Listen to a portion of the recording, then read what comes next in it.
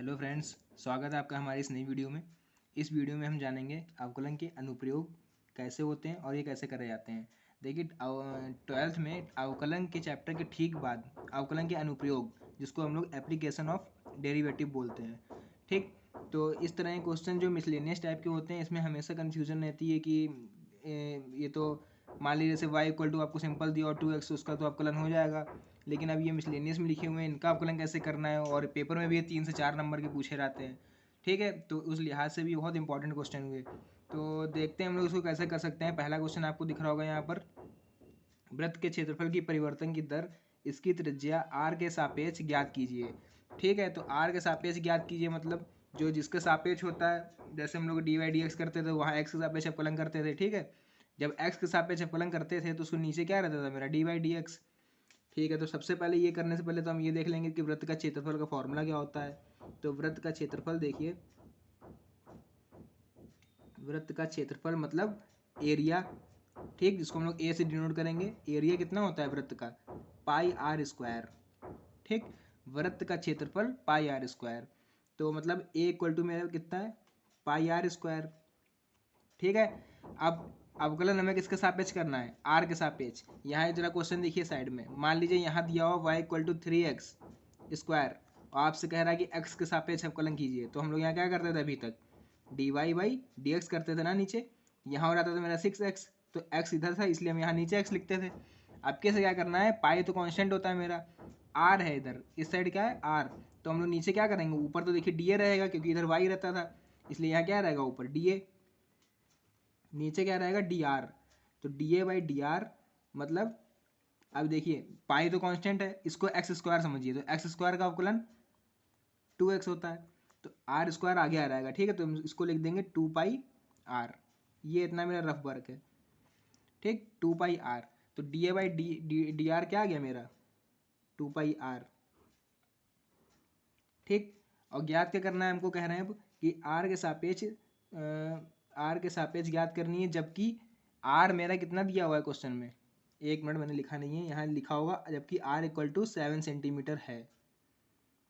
ठीक, तो जब आर इक्वल टू 7 सेंटीमीटर है, इसका मतलब D A upon D R, जब आर कितना दिया हो हमें 7 सेंटीमीटर, तो जहाँ आर है वहाँ हम क्या कर देंगे 2 पाई इंटू 7, तो आंसर मेरा कितना आ जाएगा यहाँ, 7 टू जा 14 पाई आंसर आएगा मेरा। ठीक है, 14 पाई आंसर आ जाएगा। आंसर यहाँ तक तो मेरा ठीक है, 14 पाई आ रहा है, लेकिन कहीं कहीं क्वेश्चन में आप लोग को ये भी दिया होगा, अगर मान लीजिए दिया हुआ है आपको कहीं पर पाई इक्वल टू 22/7।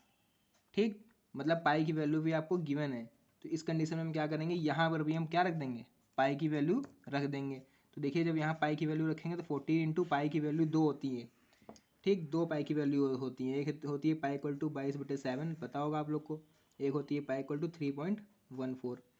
तो यहाँ पर हमको जो भी वैल्यू हमको यहाँ दी होगी वो हम यहाँ रख देंगे, तो 22/7 दी है, 22/7 रख देंगे। 7 वन जा 7, 7 टू जा 14, तो मेरा आंसर फाइनली यहाँ क्या आ रहेगा, 44 आंसर आ जाएगा। ठीक है, देखिए दूसरा क्वेश्चन आपका है, एक शांत झील में एक पत्थर डाला जाता है, यदि उत्पन्न वृत्ताकार तरंगें 4 सेंटीमीटर प्रति सेकंड की दर से बढ़ती हैं तो इनके क्षेत्रफल में वृद्धि की दर ज्ञात करें, जबकि वृत्ताकार तरंगों की त्रिज्या 7 सेंटीमीटर हो। तो ठीक है, जरा इस पर हम थोड़ा देख लेते हैं। मान लीजिए कोई शांत झील है, आपकी पानी बह रहा है। ठीक, ये कोई पानी आपका बह रहा है, शांत झील है। ठीक, ये शांत झील है आपका। ठीक, अब इसमें क्या करा गया, एक शांत झील में एक पत्थर डाला जाता है, किसी ने यहाँ से जो है, ये कोई लड़का खड़ा है, उसने एक पत्थर लिया यहाँ से इतना मोटा। ठीक, उठा के कहाँ डाल दिया उसने, यहाँ बीच में, तो ये पत्थर आया कहाँ, यहाँ पड़ा आके बीच में पानी में। ठीक ठीक, अब यदि उत्पन्न वृत्ताकार तरंगे, अब क्या होगा, अब इसमें से कुछ तरंगे निकलती हैं, जैसे आप लोगों ने देखा होगा बचपन में फेंकते होंगे तो इस तरह की निकलती हैं, हल्की गोल गोल, ऐसी तरंगे जाती हैं, दूर दूर तक जाती हैं खूब ऐसे। ठीक, दूर दूर तरंगे आती हैं, तो ये वृत्ताकार होती है ना, गोल होती हैं। ठीक है, तो ये हमें इनडायरेक्टली रूप से ये बता रहे हैं कि वृत्ताकार तरंगे हैं, इनमें जिसमें क्षेत्रफल किसका ज्ञात करना पड़ेगा, वृत्ताकार का। ठीक, क्योंकि पत्थर फेंका गया, वृत्ताकार तरंगे निकलेंगी। ठीक, अब इसका देखते हैं आगे सॉल्यूशन क्या होता है। ये देखिए उधर आप लोग को नहीं दिख रहा होगा तो क्वेश्चन ये देख लीजिए आप लोग, ठीक है।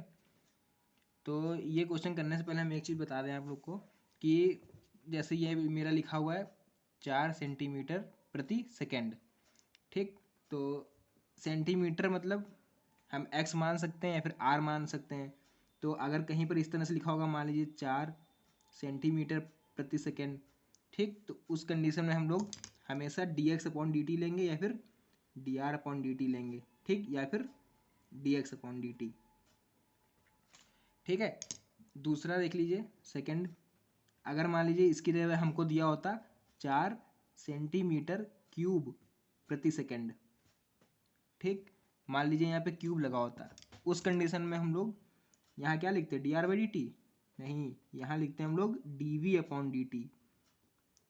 क्यों? क्योंकि वी मतलब वॉल्यूम होता है और वॉल्यूम की इकाई जो होती है वो क्यूब होती है, ठीक, सेंटीमीटर क्यूब प्रति सेकंड, ठीक।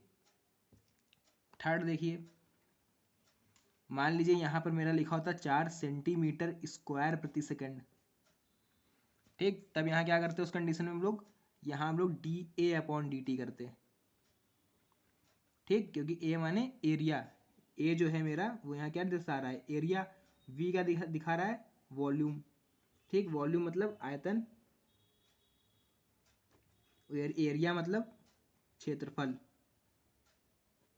ठीक, ये दो चीज़ दर्शा रहा है। तो अब हमें क्वेश्चन में क्या कह रहा है, देखिए 4 सेंटीमीटर प्रति सेकेंड, तो मतलब हमें क्या दिया हुआ है, D R upon d T या फिर D x upon d T, ठीक। तो D R upon d T लिख लेते हैं हम लोग, ठीक। तो उस क्वेश्चन का सॉल्यूशन हम लोग देख लेते हैं यहाँ पर। तो D R upon d T जो है वो हमको दिया हुआ था, कितना दिया हुआ था, 4 सेंटीमीटर प्रति सेकेंड, ठीक। अब क्या कह रहा था कि तो इनके क्षेत्रफल में वृद्धि की दर याद करनी। क्षेत्रफल में वृद्धि की दर मतलब, तो वृत्त का क्षेत्रफल कितना होता है,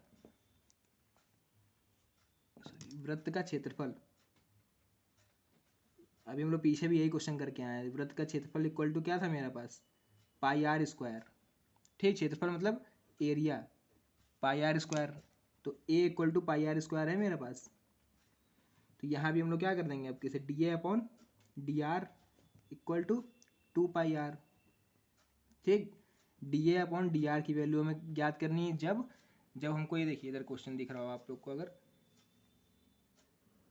जब वृत्ताकार तरंग की त्रिज्या 7 सेंटीमीटर हो, ठीक, मतलब आर हमको दिया हुआ है इन्होंने, तो आर की वैल्यू क्या कर देंगे यहाँ पर, r d A upon D r when r equal to 7 centimetre, ठीक। तो 2 पाई इंटू आर की जगह 7 रख देंगे, तो आंसर मेरा कितना आ जाएगा, 14 पाई, ठीक। वैसे ही आ रहा है, सेम आंसर आया बिल्कुल। तो यहाँ फिलहाल कोई पाई की वैल्यू नहीं दी हुई थी, तो हम लोग यहाँ पाई का जो है वैल्यू नहीं रखेंगे, 14 पाई यही मेरा फाइनल आंसर होगा। अच्छा, ये जैसा ही क्वेश्चन हम लोगों ने करा है अभी, इसी से रिलेटेड एक होमवर्क हम आप लोग को दे रहे हैं, एक सेम डिक्टो ऐसे ही सवाल होना है, बिल्कुल 2 कॉपी। जैसे ये सवाल आप लोगों ने अगर सही से समझ में आया है तो सेम वैसे ही सवाल ये वाला भी होना है, ठीक है, जो कि हमारी बुक में एनसीईआरटी में 6.1 का 5वां सवाल है। ये देख लीजिए, हम लिख दे रहे हैं यहाँ पर, जिसका बुक ना हो।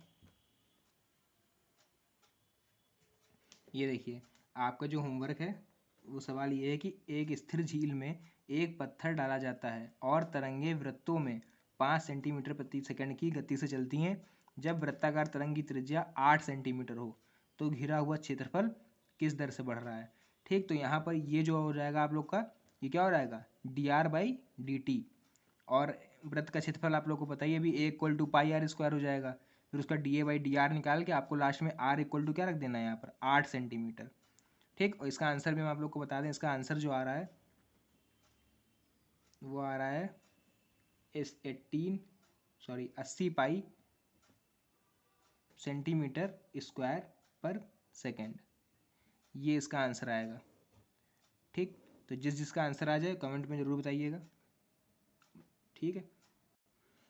और आप लोग को बता दें कि आगे आने वाली वीडियो में हम इसी से सारे रिलेटेड फॉर्मूले आप लोग को देंगे कि वृत्त का क्षेत्रफल क्या होता है, वृत्त का आयतन क्या होता है, घन का क्षेत्रफल, घन का आयतन, क्योंकि कई तरह से इसमें आगे पूछे गए हैं, ठीक। शंकु क्या होता है, बेलन का आयतन, और वर्ग का क्षेत्रफल, वर्ग का परिमाप, इससे रिलेटेड जितने भी फॉर्मूले हैं वो आप लोग को आगे आने वाली वीडियो में मिलेंगे हमारी, ठीक है। तो आप लोग अगर नए हैं तो चैनल को सब्सक्राइब जरूर कर लीजिएगा। बस, धन्यवाद।